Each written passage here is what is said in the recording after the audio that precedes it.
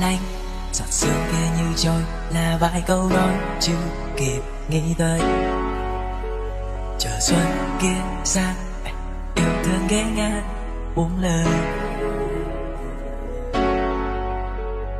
Cho anh mang nụ cười nắng bỗng đem vào trong dòng thơ cho bay giữa giấc mơ.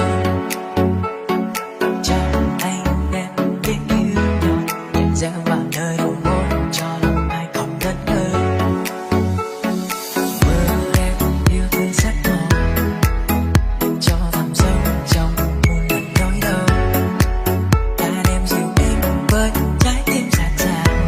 Hãy để con tim của em vẫn say lòng khát khao.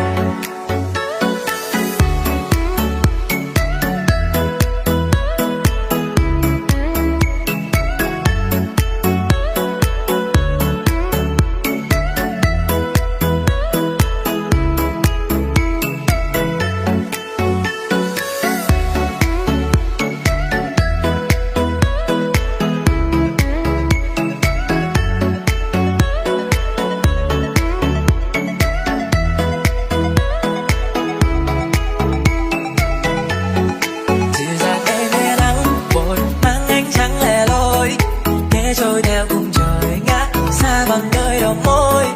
Ngoài em ra tôi chẳng thể say đắm thêm một ai. Đã rơi buông bè bàng biết hay lời yêu ngày dài. Dịu dàng em yên nắng vội mang ánh trắng lẻ loi. Ghé trôi theo cùng trời ngã xa bằng nơi đầu môi. Ngoài em ra tôi chẳng thể say đắm thêm một ai. Đã rơi buông bè bàng biết hay lời yêu ngày dài.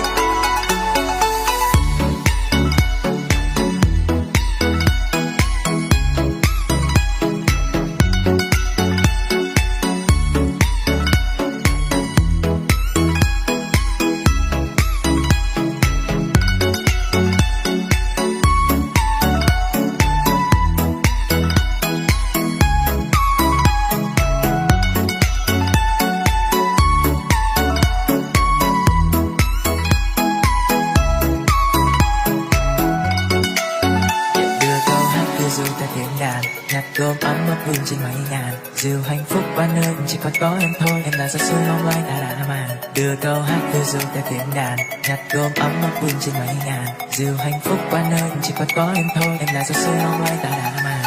Để cho anh mang nụ cười nắng bỗng đem vào trong dòng thơ cho bay giữa giấc mơ. Cho anh đem biết yêu nhau nhẹ gieo vào nơi đầu môi cho lòng